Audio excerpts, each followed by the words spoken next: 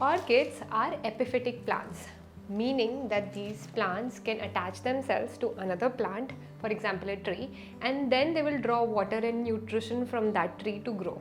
Orchids in fact are the second largest group of flowering species on the planet after Asteraceae. No matter where you live, you can always find a nice looking orchid in a garden center next to you.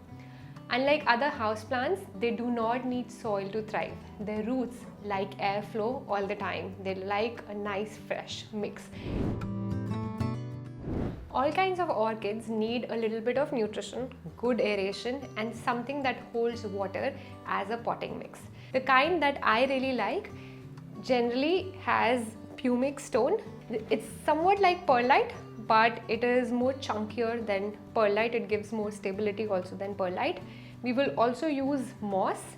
This is dried moss. And lastly, I would also use coal. Now let me explain each of these things in detail. Pumic stone, these chunky bits, they are derived from volcanic rocks.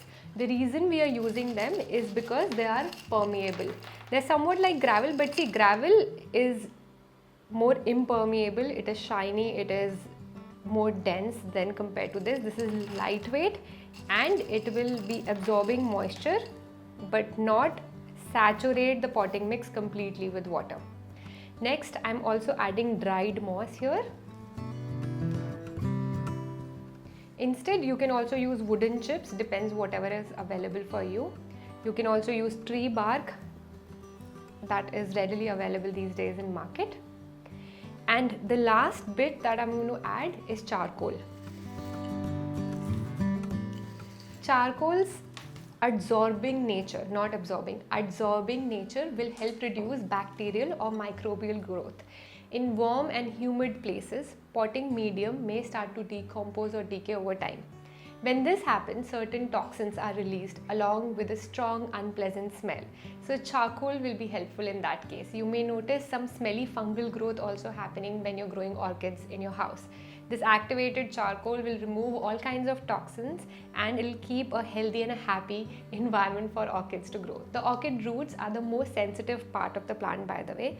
Charcoal will be playing a very important role in keeping this mix fresh. In fact, fun fact, adenium also, a lot of people grow adenium, it's a flowering plant.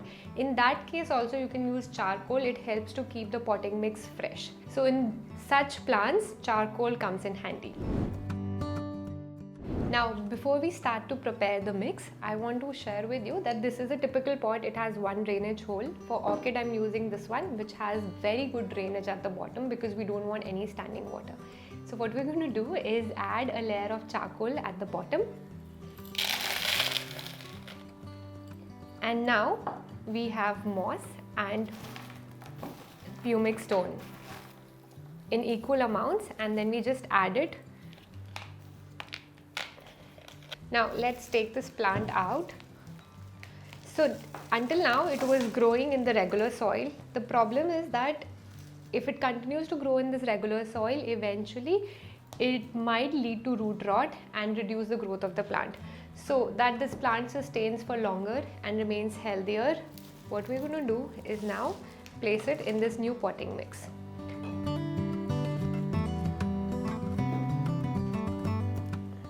We have charcoal, I'm adding moss, additionally I'm adding the pumic stone. And we just give a little more time for the plant to grow in this new potting mix. In regular soil, the density is too much and you would see that the weight of the pot has significantly reduced, which actually makes this plant now ideal for growing as a hanging plant. I'm going to just stuff it with more of moss.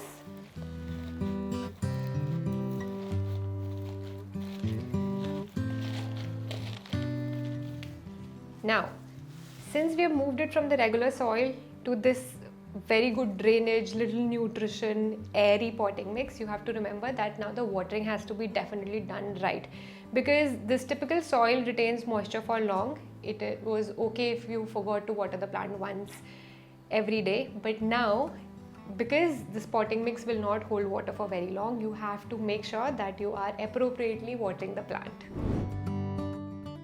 Orchids are known for their monosymmetrical flower, which means that by design, both the two parts, the two sides of the plant, of the flower, will be identical to each other. Both halves will be identical. Very interesting, right? There are over 28,000 natural orchid species that we know of. It's one of the most diverse kind of flowers that are available in the market. I hope this video helps. We have shared similar basic gardening videos here. Remember to check them out. Thank you so much for watching, and I will see you very soon.